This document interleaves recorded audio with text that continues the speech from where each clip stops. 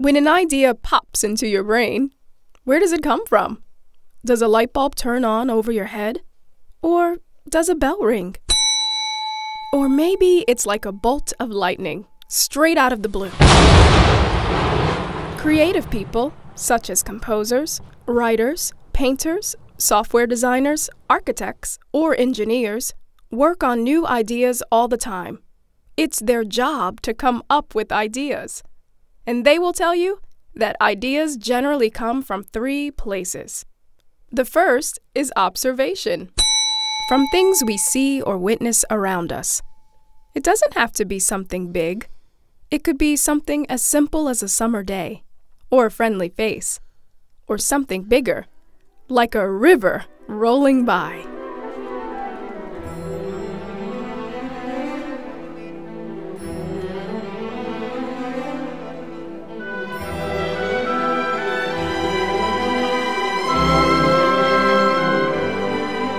Does this music sound like a flowing river? How do composers do that? I can tell you this much. Czech composer Bedřich Smetana was inspired by a famous river known as the Moldau to write this beautiful melody. And most people agree. That certainly sounds like a river, all right.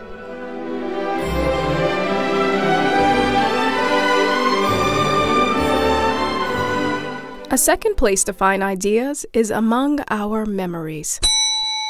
Everything we remember is stored in our brain. You might remember a book you read, or a play you saw. You might have memories of a friend you haven't seen in a long time. Or maybe you have fresh memories of a great trip somewhere. Maybe somewhere as exciting as Cuba.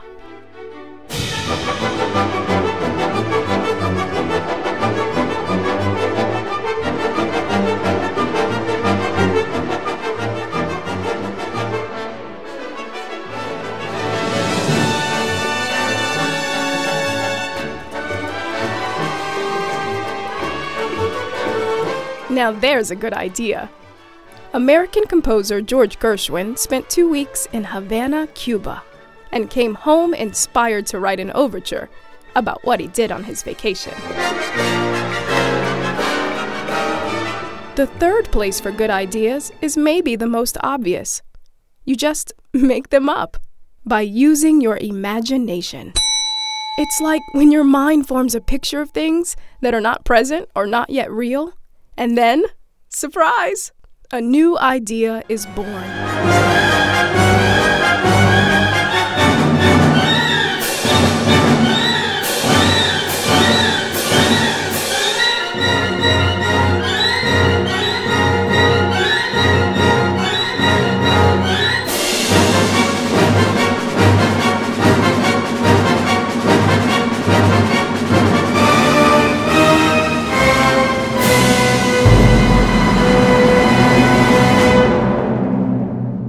What do you think inspired that music? Would you be surprised if I told you it was someone's initials? Russian composer Dmitri Shostakovich did just that by weaving his initials into the melody of his 10th symphony. He was very clever, of course, but he was also making a point. Who knew you could protest a government with your initials? I'll tell you about it later.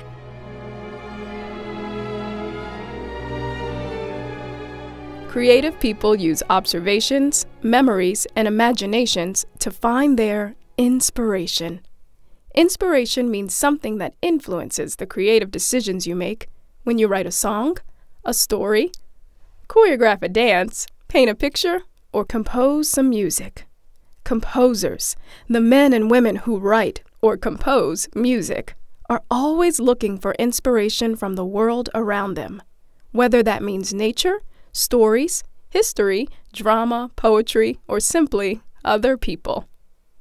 Once they're inspired by an idea, composers buckle down to decide how the music will sound, choosing the right note, pitch, tempo, rhythm, instrument, and dynamics. It's a lot of work, but it all starts with inspiration.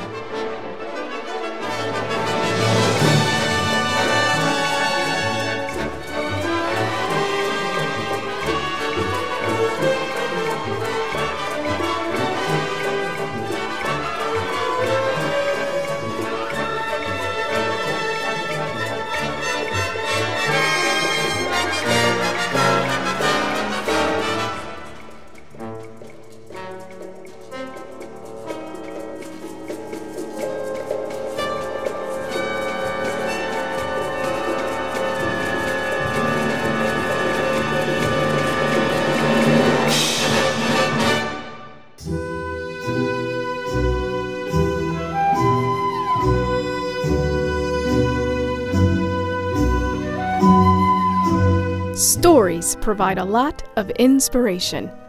You might be familiar with William Shakespeare's story of Romeo and Juliet. You know, Romeo loves Juliet and Juliet loves him back. If you're more than a little bit familiar with the story, you probably know that their story doesn't have a happy ending.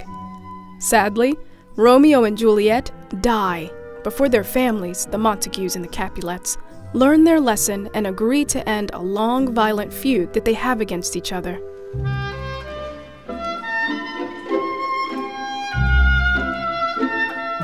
What if you were to write music inspired by that story? How might that sound?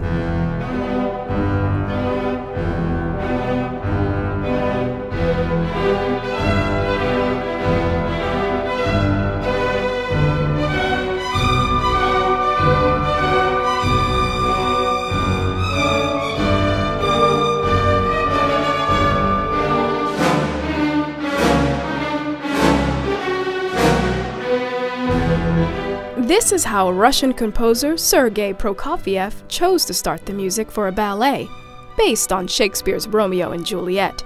And from the beginning, he sets a dramatic tone for the tragic tale to follow.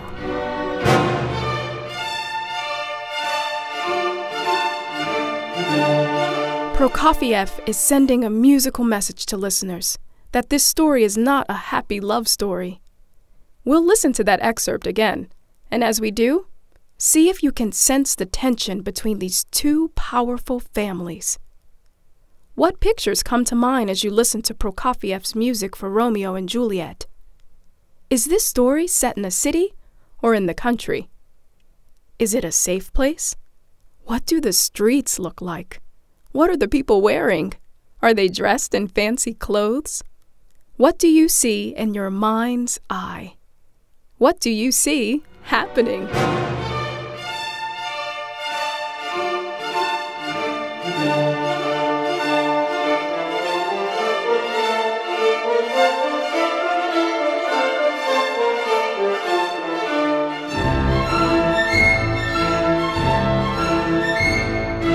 It's not very hard to picture, is it? Prokofiev has written this music almost like it's a movie. You can see the Montagues and the Capulets parading about in their fine clothes in the streets of Verona, Italy, probably armed with weapons in case they run into trouble.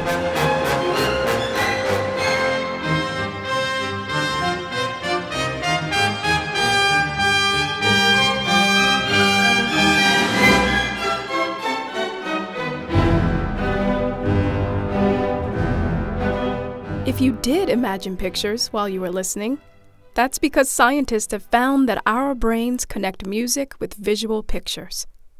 When the brain listens to ordinary sounds, like a cat or a dog, the process is fairly automatic. The brain identifies the cat or dog, simple, and gets back to work on other things. See how that works? Maybe you pictured a cat and a dog, maybe not. But you recognize the sounds. When you listen to music, however, a lot more parts of the brain get involved. We have already mentioned that the brain comes up with the visual images for music. Another part of the brain has to do with how we move. When the brain hears the rhythms in music, it sends a signal, and you might find yourself tapping your feet or bobbing your head. Usually, we don't tap our feet or bob our heads when we listen to a cat or a dog. See? I didn't think so.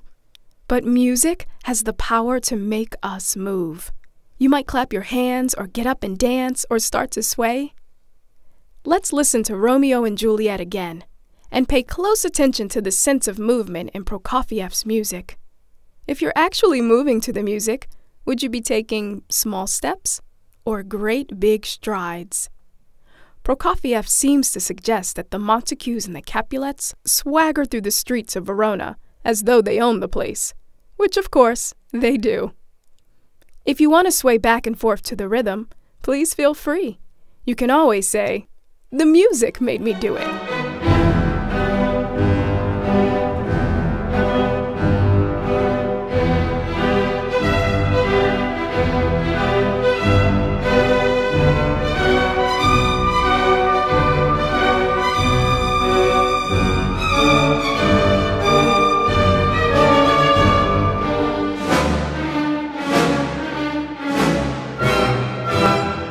In addition to responding with pictures and movement, the brain can have an emotional response to music. We know about happy songs, sad songs, and love songs. Lullabies lull us to sleep, and fight songs get us pumped up for a game. Music has the power to deliver energy and emotions. In his music for Romeo and Juliet, Prokofiev is deliberately creating tension to put our nerves on edge and keep us there. The music suggests a touchy situation that could explode at any second. Let's listen for that sense of drama and danger in Prokofiev's music.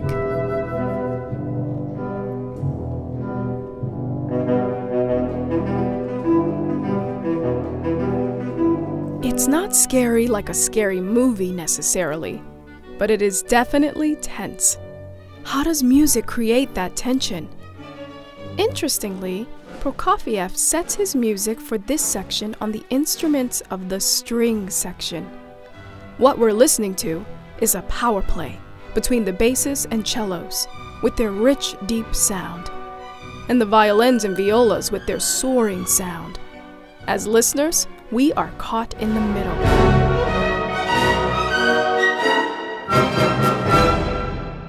Listen again and pay attention to this battle between the basses and cellos and the violins and violas. You might also notice that the deep tones of the stringed instruments have a rich, luxurious sound that helps to suggest the wealth and power of the Capulets and the Montagues. The powerful basses substitute for the powerful people parading through Verona. And the slashing sounds from the violins might suggest the way that we eye each other. They probably suspect each other of hiding weapons under their cloaks. Once again, Prokofiev's Romeo and Juliet.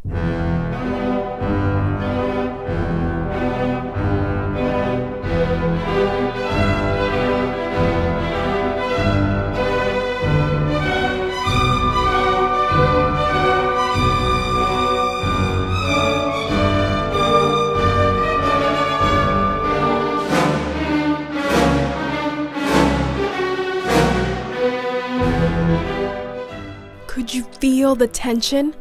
Prokofiev deliberately puts listeners in the middle of a fight, but he also wanted listeners to engage in the drama and stay through the end. You and me, however, let's take one more listen and clear out of Verona before the trouble begins.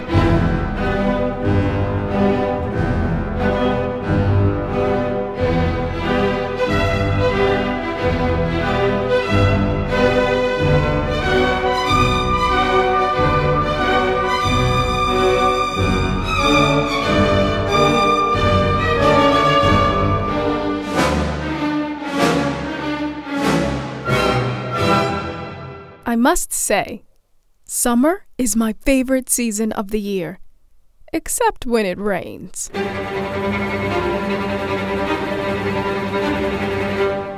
Uh-oh, I should have brought my umbrella. Summertime. You never know when a storm is gonna brew.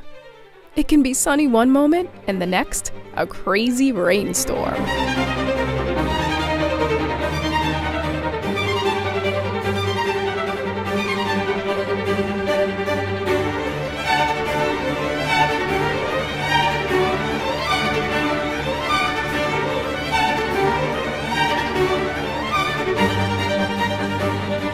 Italian composer Antonio Vivaldi's best-known and most popular work is a series of violin concertos called The Four Seasons. You guessed it, he took his inspiration from nature. Summer, fall, winter, and spring.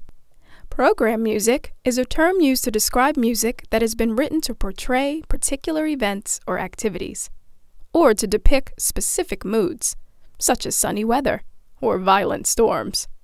Vivaldi chose to honor each season with its own concerto, which is a musical composition featuring a solo instrument, accompanied by some other instruments.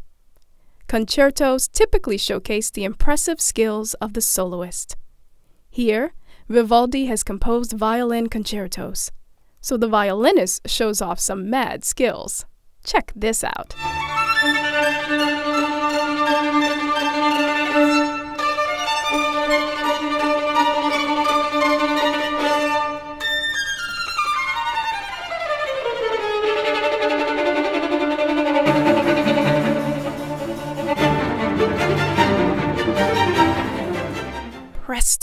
means fast, and that's exactly what Vivaldi has written here. The work is written almost entirely in 16th notes. Most music is written using mostly quarter notes, or half notes. Eighth notes are twice as fast as quarter notes, and 16th notes are twice as fast as that. Vivaldi expects the violins to keep up the pace with his 16th notes for page after page. Vivaldi uses this effect to create the impression of a summer rainstorm, the kind of rain that blows sideways with the wind. Let's listen to the orchestra. And as we listen, notice how rapidly the string section has to play to keep up with all those 16th notes. They seem to be blown along sideways with the wind. Or maybe they are the wind.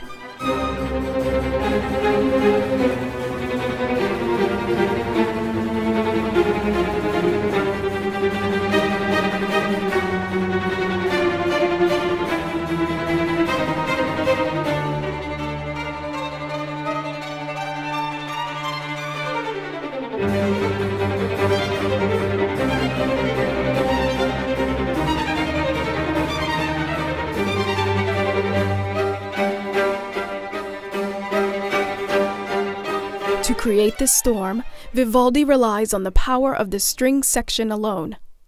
Why didn't he use percussion instruments, like the drums and cymbals, to create this storm? Why would Vivaldi choose to rely on the stringed instruments alone? Just think how those percussion instruments would have changed the music. Vivaldi's strings create a lighter, airier sound, like a windstorm, up in the air and not on the ground. Listen again for the particular lightness that stringed instruments bring to this work.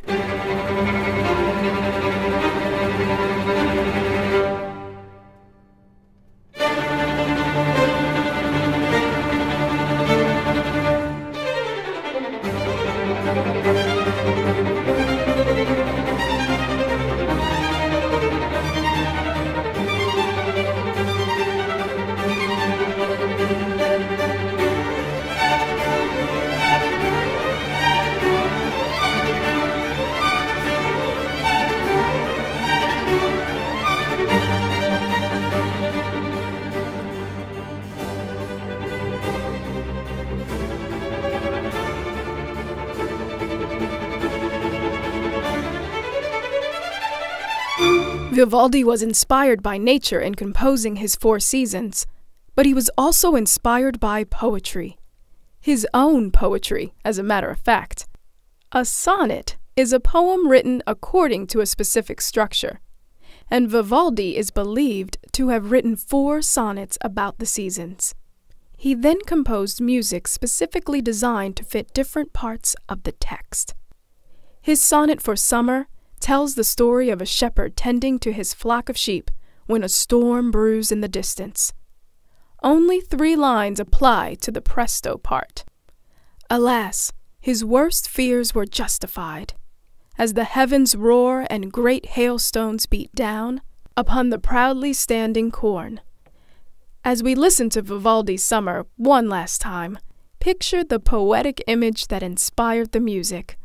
A shepherd and his flock of sheep, surprised in a summertime cornfield by the sudden arrival of wind and rain.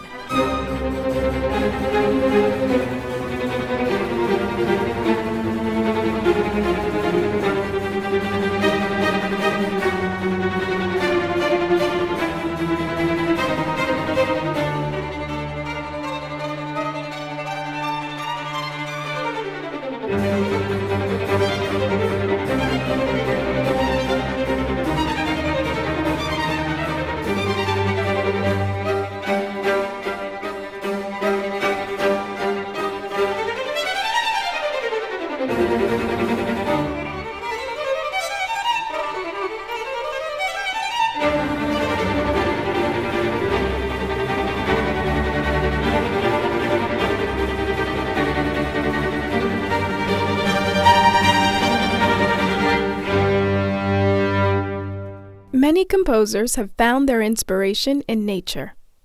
Music has been written about moonlight, the sunrise, bumblebees, even pine trees.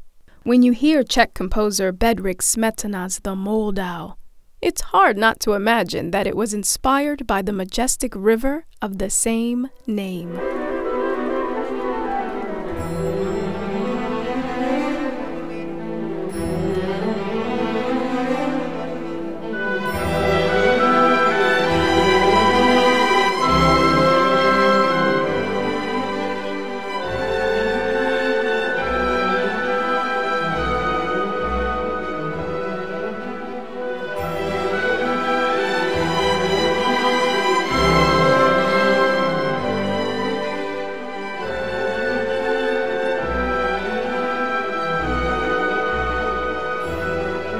Smetana was inspired to write a musical composition about a river, a long, majestic, winding river that travels from a Bohemian mountainside through the Czech countryside into the city of Prague and on into the distance.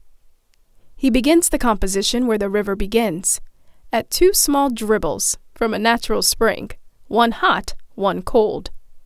Listen to Smetana's music as it trickles down the mountainside and settles into that gentle current. It takes a little while to get going, but you'll hear it. Let's listen.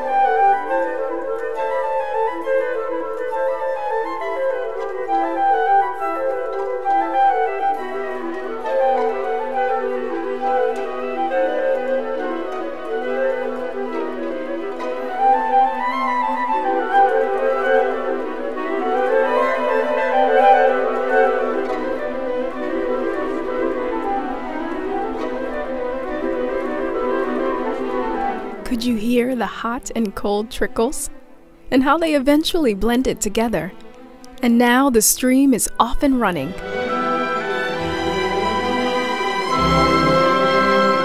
Smetana knew exactly where the trickles had formed the Moldau because he had actually visited the spot of the natural springs. He was taking inspiration from nature in this work, but he was also tapping his own observations and memories. Farther downstream, the river passes the horns of hunters and a merry polka at a farmer's wedding, familiar scenes of country life that were likely to spring up alongside the riverbanks. Smetana also uses his music to envision mermaids bathing in the Moldau in the moonlight, so he was clearly tapping his imagination as well.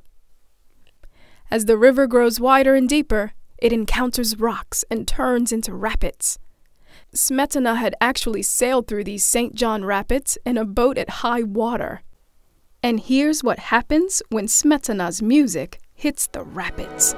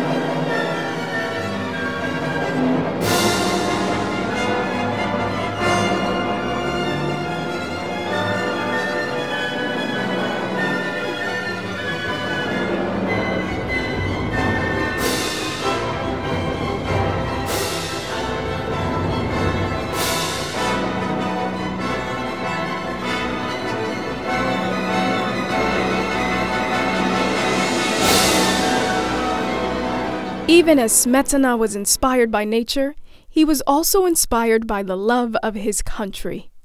The Moldau is the first movement of a longer work entitled My Country, a tribute to Smetana's homeland. The famous Moldau melody, was itself inspired by other Romanian and Czech folk melodies. The beauty of his work is that we can listen to his music and think of the beautiful rivers we have seen in our own country. We have heard two composers write music for the string section to portray aspects of nature. One was the summer section of Vivaldi's The Four Seasons, and the other was Smetana's The Moldau. Let's take a brief listen to those two selections once more, and try to compare and contrast how the violins are being used differently in each composition. Here is Vivaldi, using the violins to show the crazy changes of the wind in a summer rainstorm.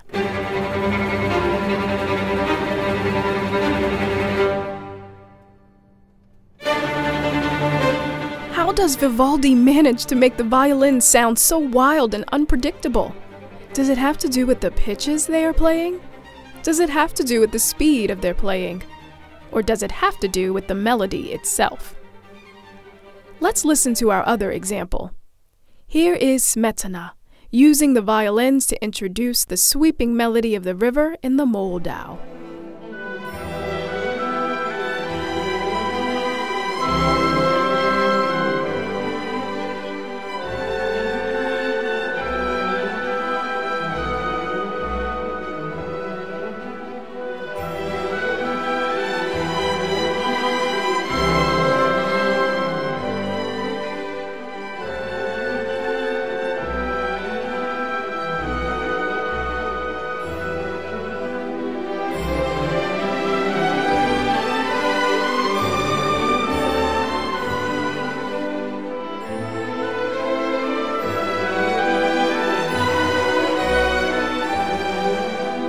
The same instruments are used, but Vivaldi suggests the unpredictable energy of a summer storm, while Smetana suggests the gentle flow of a current in a stream as it builds into a river. The difference is all in the decisions made by a composer to create an effect in his music. Artists take inspiration from everywhere, everything, and everyone. So it's not surprising that artists should be influenced by the people around them. Loved ones, close friends, and even passing acquaintances. British composer Edward Elgar was not a famous composer when he came home from a day giving violin lessons and sat down at the piano to unwind. He was playing with a melody in his head when his wife Alice commented that she liked what she heard.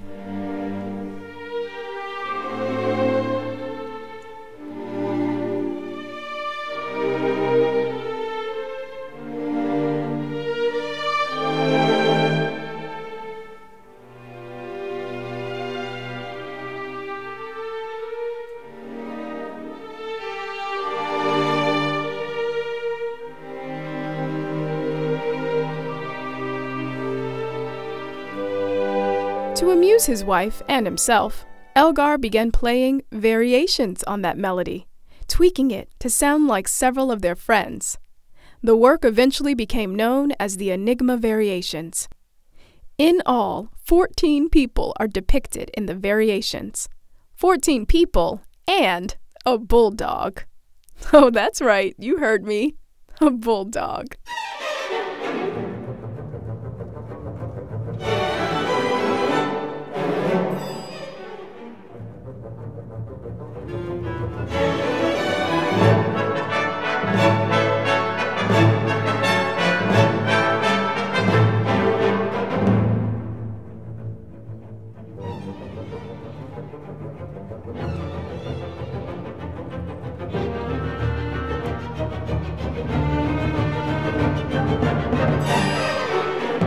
In another variation, Elgar takes on his friend, George Sinclair, who was the organist at the local cathedral. But Elgar did not choose to comment on his friend's musical abilities.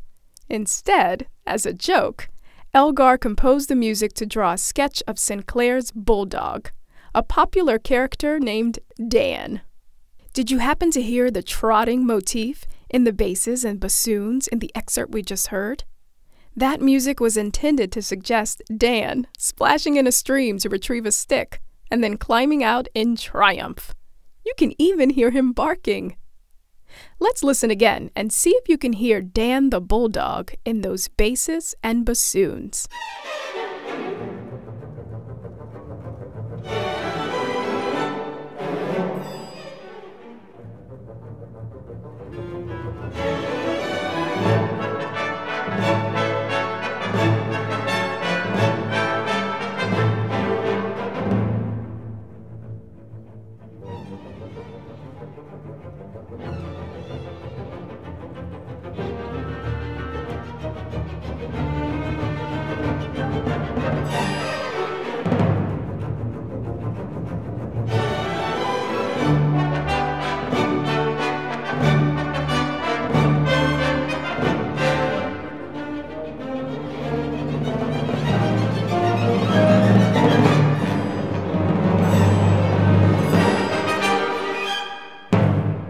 And off he goes! In another variation, Elgar chooses a friend named Richard Baxter Townshend, who often portrayed an old man in local theater productions. Here, Elgar composes music to sketch not his friend Richard, but instead the old man character Richard often played.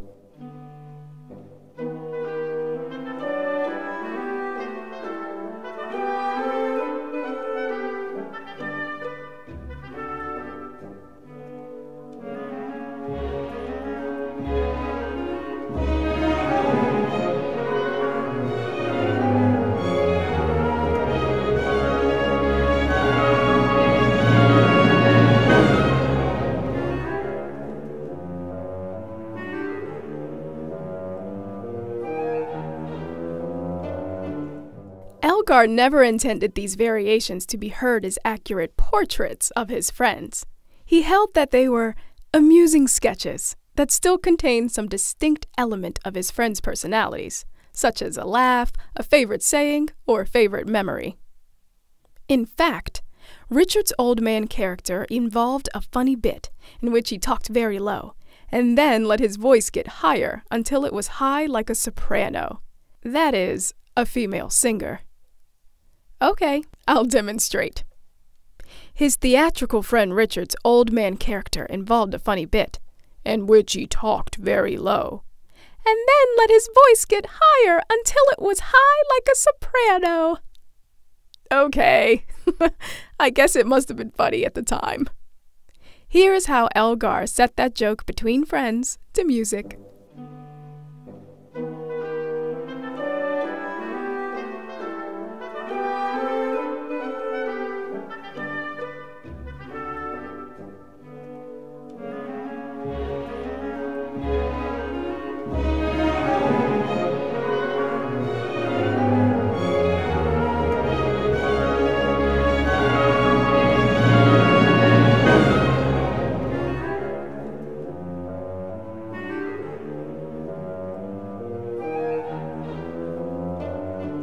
In yet another variation, Elgar tried to capture one of his female friends.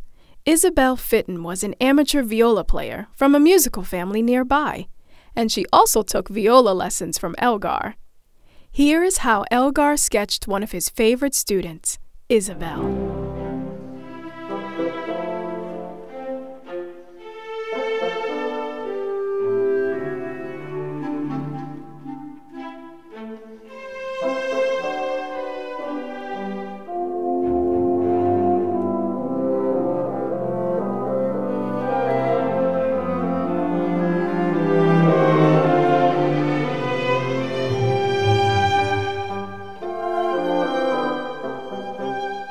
The opening bar of that section contains a phrase that is repeated throughout the variation, an exercise for crossing the strings that would have been familiar to beginning viola students. Here, Elgar includes that viola exercise as a little joke between the composer and Isabel. Let's listen to it again with that detail in mind. It's curious because Elgar is having someone on the viola make a joke about someone on the viola.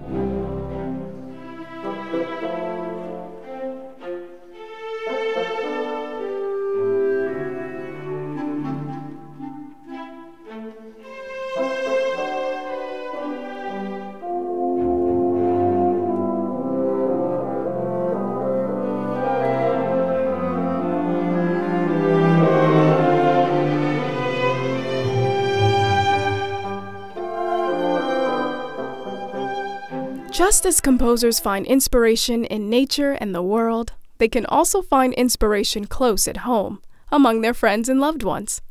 Let's say goodbye to Elgar with one last listen to Dan the Bulldog, who's probably still trying to get that stick out of the creek. Goodbye, Dan!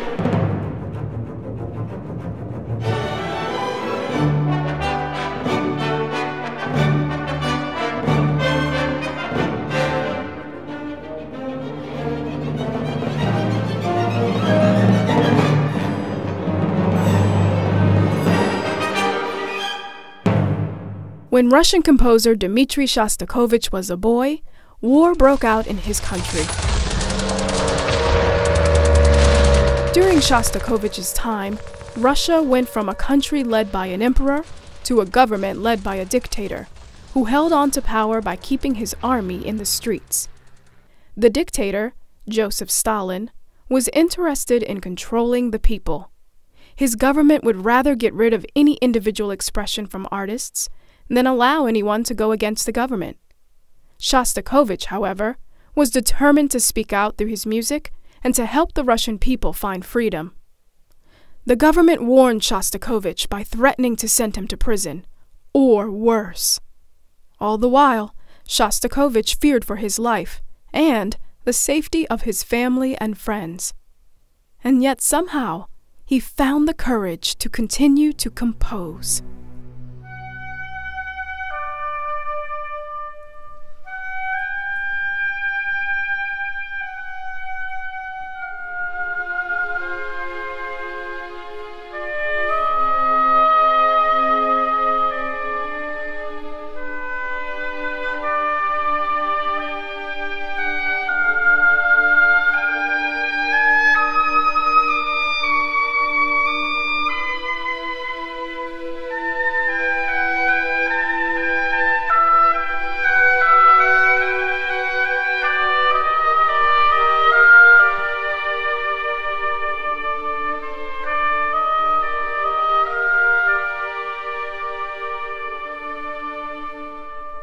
After Stalin died, Shostakovich wrote his 10th symphony as an open protest against the dictator's cruel and unjust government. The composer delivered a message in the form of a musical motif, a short pattern of notes that is repeated several times. In the final movement of this work, Shostakovich introduced a motif based on his own initials, D.S.C.H., as a declaration to the audience that he, Dmitri Shostakovich, had survived the dictator, and that all individuals, like the composer, should be able to express themselves freely. To create his motif, Shostakovich took the D for Dmitri and SCH for Shostakovich. In German musical notation, S equals E flat and H equals B. So basically, the letters D, S, C, H connect to what we know as the notes D, E flat, C, B. Here's how that series of notes sounds. Only 4 notes. That's all. Let's listen to that motif one more time. I know what you're thinking. Who is going to notice 4 little notes in the middle of a huge symphony full of notes? But trust me, you're not going to miss it. Listen to how Shostakovich introduces that motif.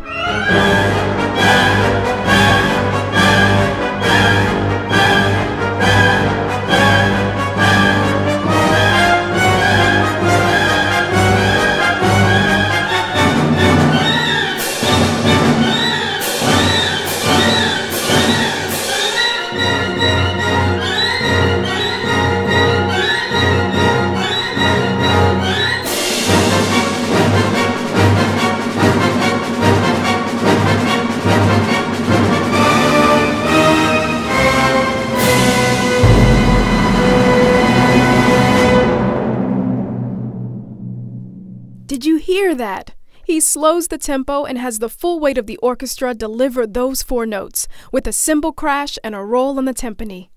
Shostakovich is not being shy. He is saying D, S, C, H. That is me and I am here. You heard me all right. You'll notice that once Shostakovich has introduced that motif, suddenly you can hear his initials all over his 10th Symphony. Here's an excerpt from later in that final movement.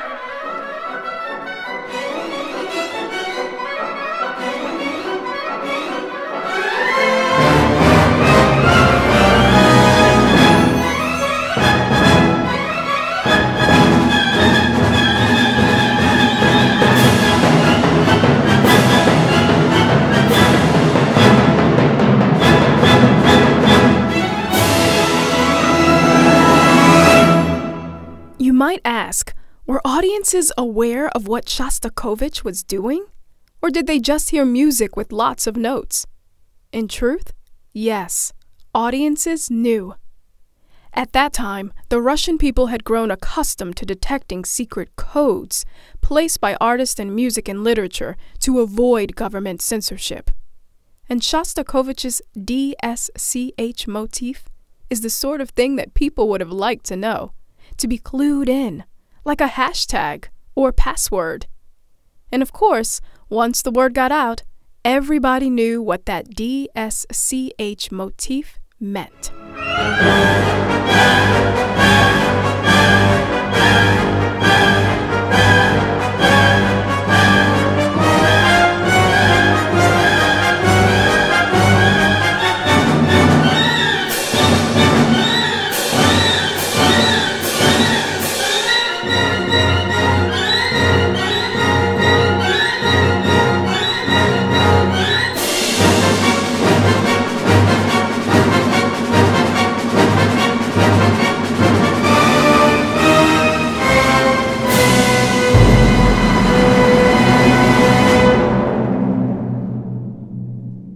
Even if you weren't aware of the DSCH motif, those 4 notes would still have an impact on your listening experience.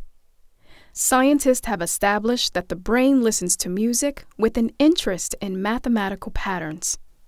Once our brain gets used to a particular pattern or melody, like the DSCH, it starts recognizing the pattern all by itself and predicts when those 4 notes will happen again in the music. Don't believe me?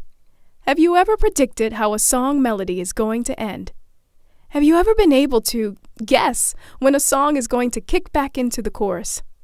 That ability to anticipate patterns in music is because your brain has plugged into the math. Whether you like math or not, your brain lights up at the math in music. Let's listen to an excerpt of Shostakovich's 10th Symphony again, and this time, count how many times you hear the DSCH motif. This is not a math test. Let's just see if your ear can locate that pattern. And keep count if you can. Here is that motif. And here are the final moments of the finale of Shostakovich's 10th Symphony.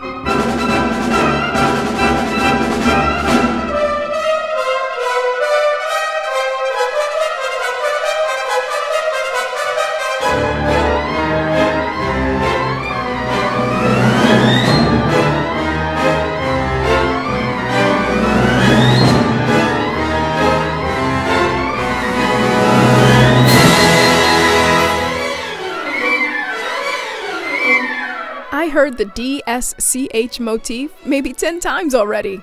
How about you? Even today, we can listen to these final moments of his 10th Symphony and share just a bit of the excitement that Shostakovich and the Russian audiences must have felt at his victory over the Russian dictator. It's an orchestral version of a mic drop.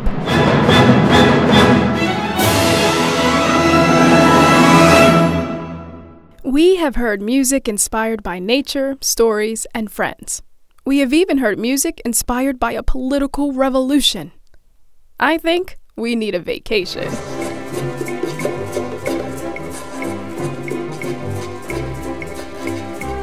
In 1932, American composer George Gershwin took a 2-week holiday in the tropical getaway of Havana, Cuba. Cuba is a beautiful island, and its culture is a lively Caribbean mix of music, dancing, and drums. When Gershwin returned home to New York City, he was inspired by the Cuban culture to write an original work that wove together all his impressions of the tropical island. Before we get to Gershwin's Cuban overture, let's listen to what Gershwin heard when he visited Cuba. Échale salsita means spice it up, and that phrase is also the title of the hit song when Gershwin landed in Havana. Performed by a Cuban musician named Ignacio Piñero, Échale salsita introduced the rhythms of the rumba to the music of Cuban popular dance.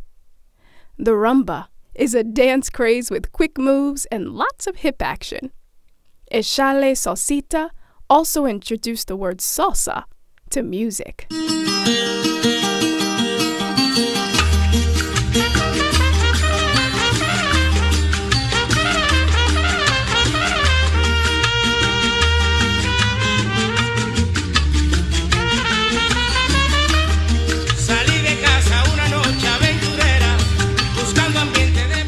Notice how those rumba rhythms make you want to dance? There it is again. The brain is responding to the music by sending a message to your body.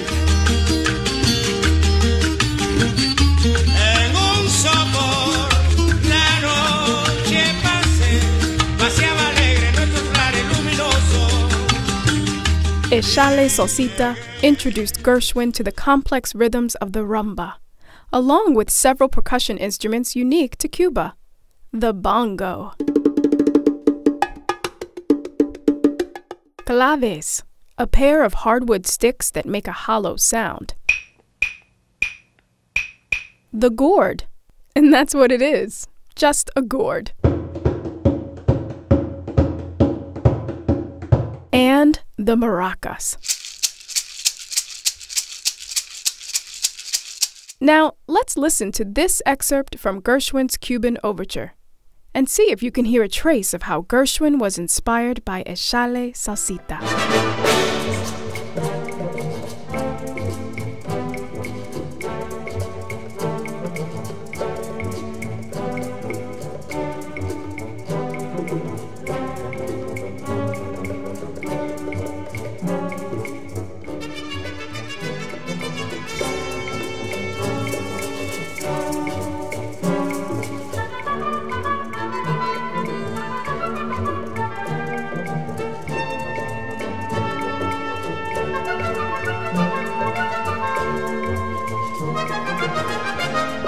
Did you hear it?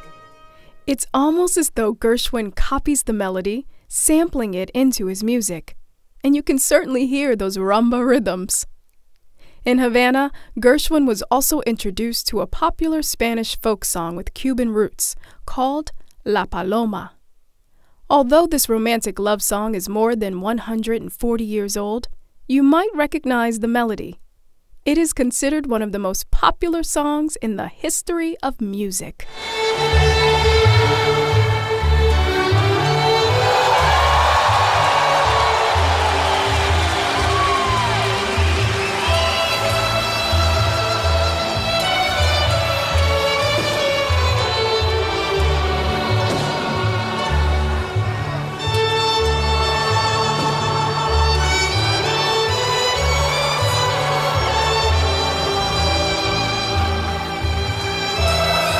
Here's another section of Gershwin's Cuban overture that resembles the feel of La Paloma. See if you agree.